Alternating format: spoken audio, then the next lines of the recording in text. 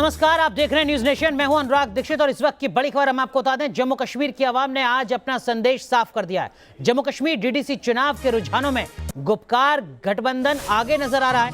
गुपकार गठबंधन 72 सीटों पर आगे है, जबकि 18 पर जीत हासिल कर चुका है। वहीं बीजेपी को रुझानों में 46 सीटों पर बढ़त नजर आ रही है। जेकेएपी 6 सीटों पर आगे है, 1 पर जीत मिल चुकी है जेकेएपी को। वहीं कश्मीर घाटी में बीजेपी को 2 सीटों पर जीत मिली है। श्रीनगर के बलहामा से बीजेपी के एजाज हुसैन चुनाव जीत चुके हैं। वहीं बांदीपुरा से बीजेपी के एजाज अहमद को चुनाव में जीत मिली है। तो इस वक्त की बड़ी खबर हम आपको बता रहे हैं जम्मू कश्मीर से, जहां डीडीसी चुनाव के नतीजे रुझान सामने आ रहे हैं और जो नतीजे अब तक सामने आए हैं उसमें बीजेपी एक बड़ी बढ़त के साथ आगे बनी हुई नजर आ रही है। 2 तस्वीरें आपके सामने देखिए किस तरीके से श्रीनगर में जो बीजेपी का भगवा है वो यहां पर नजर आ रहा है, कमल खिला है। श्रीनगर के अंदर, घाटी के अंदर भारतीय जनता पार्टी को जीत मिली है।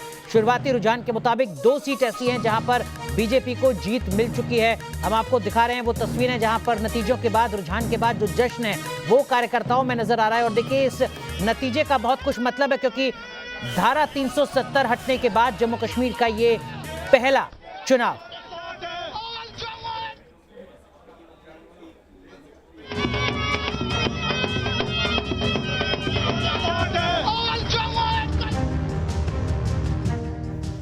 कश्मीर में 370 का जवाब है। ये लोकतंत्र पर कश्मीर का यकीन है। यह पाकिस्तान को सबसे बड़ा झटका है।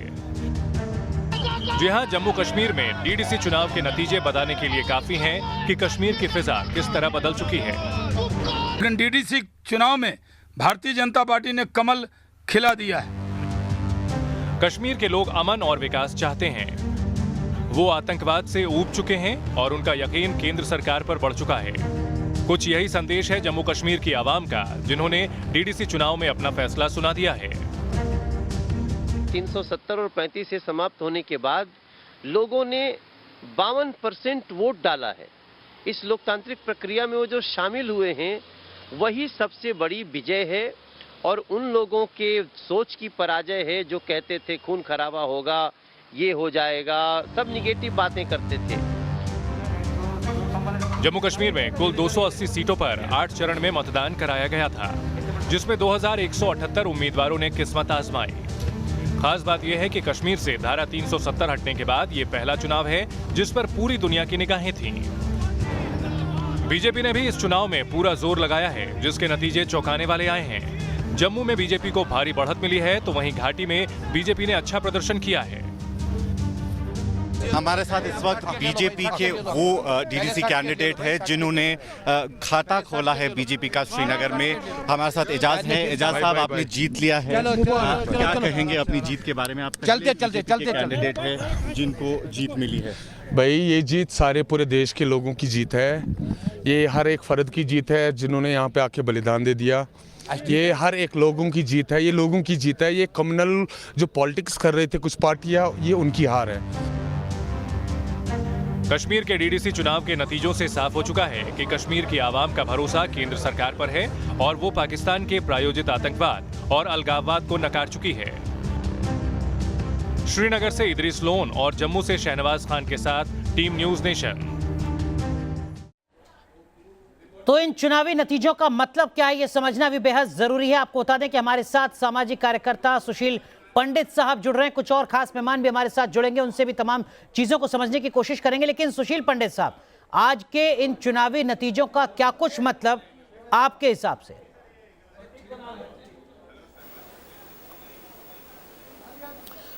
देखिए, ये चुनाव एक बहुत विशेष परिस्थिति में हुए हैं। 2019 5 अगस्त के ऐतिहासिक निर्णयों के बाद पहली बार जम्मू कश्मीर के लोगों ने किसी विषय पर अपना मत व्यक्त किया है।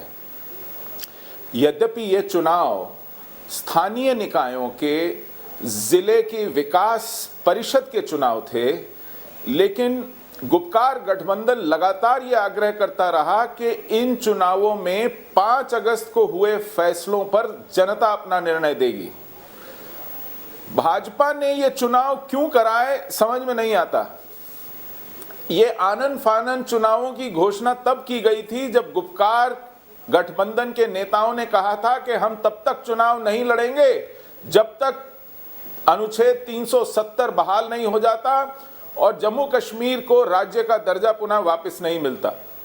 तो भाजपा ने सोचा था कि ये तो सुनहरी मौका हाथ में है, और जैसे ही चुनावों की घोषणा हुई, गुपकार गठबंधन के नेताओं ने फैसला किया कि चुनाव लड़े जाएंगे जी, और भाजपा को एक तरफा जीत नहीं परोसी जाएगी। यही एक दांव था जिसके चलते भाजपा फंस गई और घाटी में मुश्किल से 3-4 सीटें जीतकर भाजपा ने गठबंधन को ये कहने का एक मौका हाथ थमा दिया कि घाटी के लोग अनुच्छेद 370 के निरस्त होने के साथ नहीं है, राज्य का दर्जा जाने के साथ नहीं। सुशील सर, मैं आता हूं आपके पास इस वक्त की जो अपडेट है वो भी जरा हम दर्शकों को बता दें। सुशील सर माफ कीजिएगा, आपको रोक रहा हूं, मैं आता हूं आपके पास इस वक्त की बड़ी खबर, इस वक्त की अपडेट श्रीनगर से आ रही है। डीडीसी चुनाव को लेकर श्रीनगर की 14 डीडीसी सीट में से 7 पर निर्दलीय जीत चुके हैं, इस वक्त की बड़ी खबर। वहीं गुपकार गठबंधन ने श्रीनगर में 3 सीटें जीती हैं, अपनी पार्टी ने 3 और भारतीय जनता पार्टी ने 1 सीट जीती है। इस वक्त की बड़ी खबर हम आपको बता रहे हैं। रविंदर रैना क्या कुछ कह रहे हैं, भारतीय जनता पार्टी के नेता, सुनिए जरा।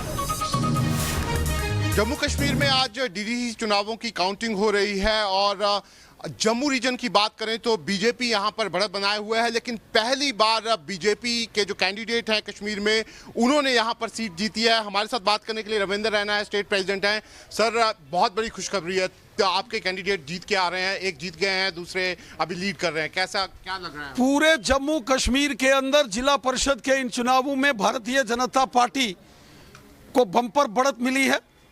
यहाँ जम्मू संभाग में भारतीय जनता पार्टी ने क्लीन स्वीप किया है, वहीं कश्मीर घाटी में भी भारतीय जनता पार्टी का कमल का फूल खिला है।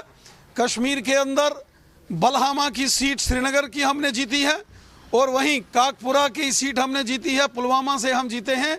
ये बहुत बड़ा एक मिशन जो हम जिसमें कामयाब हुए हैं।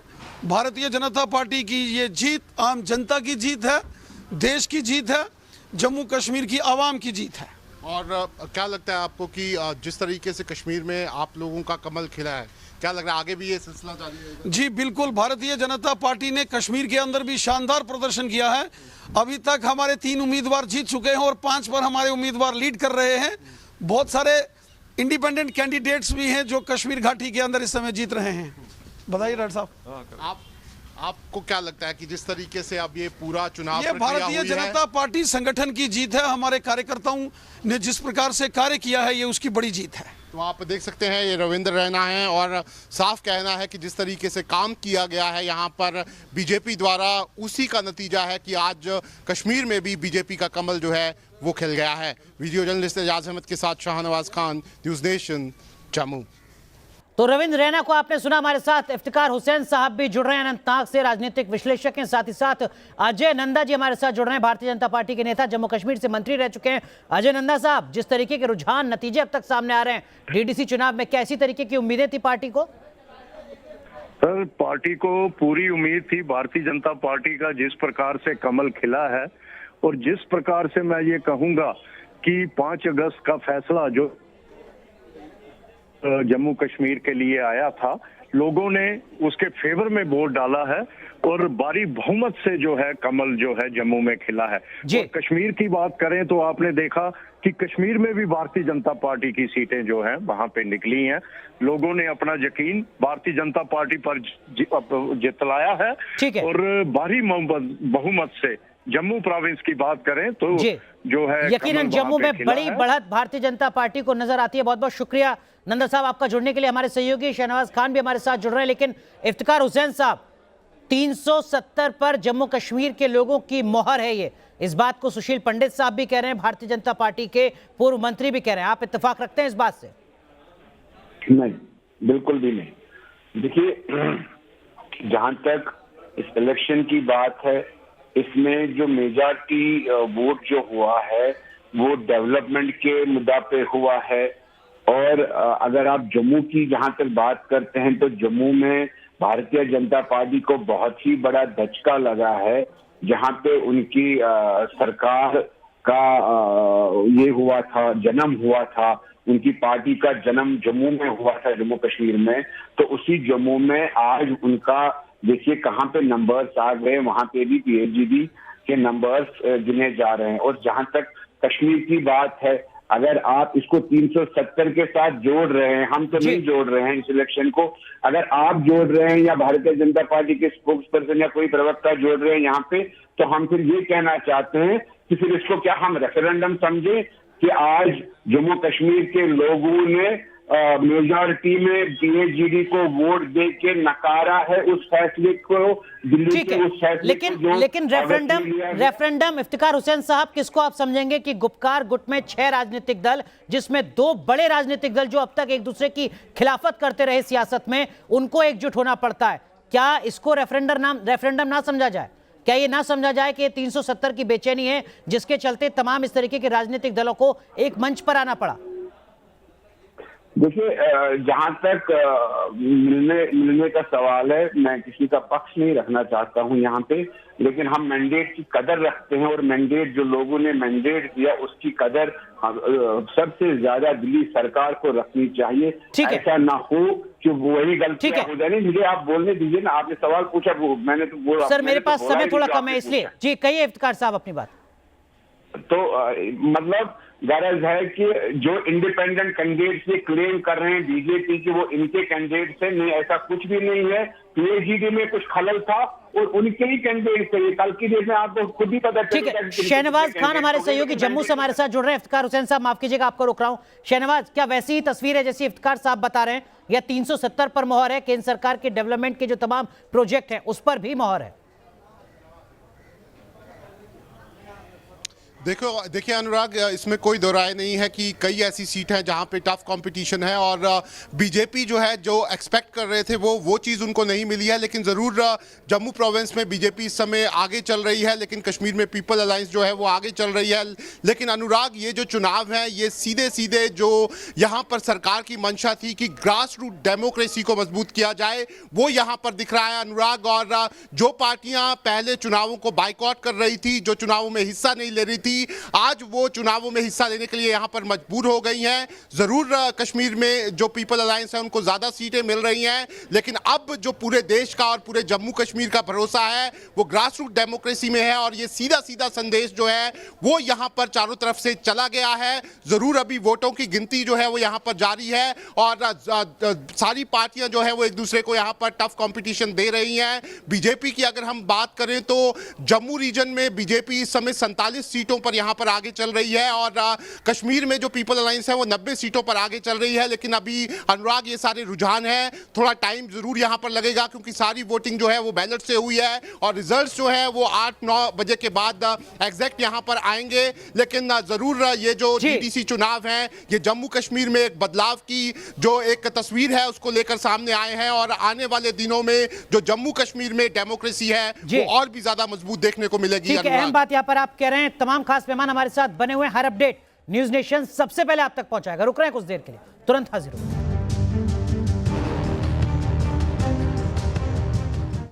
तो तमाम खास मेहमान हमारे साथ बने हुए और हम बात कर रहे हैं DDC चुनाव के नतीजों की जो जम्मू कश्मीर से सामने आ रहे हैं। सुशील पंडित साहब, ब्रेक पर जाने से पहले इफ्तिकार हुसैन साहब को आपने सुना, वो कह रहे हैं कि क्या वाकई इसको रेफरेंडम माना जाना चाहिए 370 का, वो सवाल खड़ा कर रहे हैं। आपका पक्ष?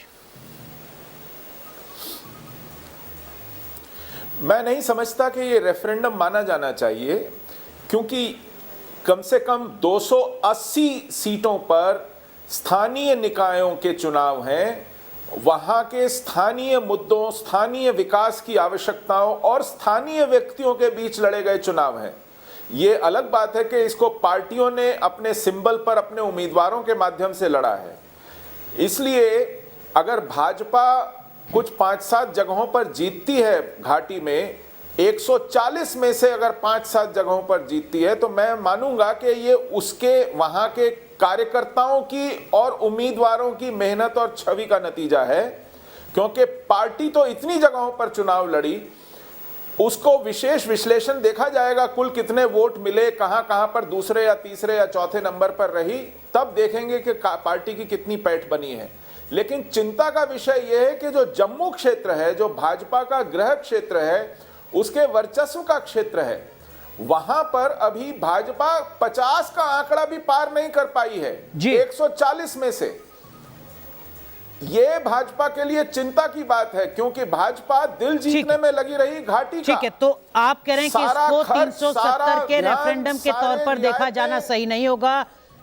ये जो स्थानीय मुद्दे हैं उन्हीं के आधार पर लड़ा गया चुनाव है, जिसके नतीजे सामने आ रहे हैं। बहुत बहुत शुक्रिया आप सभी खास मेहमानों का जुड़ने के लिए। बहुत बहुत शुक्रिया शहनवाज आपका भी जुड़ने के लिए, हर अपडेट न्यूज नेशन के दर्शकों तक पहुंचाने के लिए। तो हर अपडेट आगे भी हम आप तक पहुंचाते रहेंगे। रुक रहे हैं कुछ देर के लिए, आप बने रहिए न्यूज नेशन के साथ।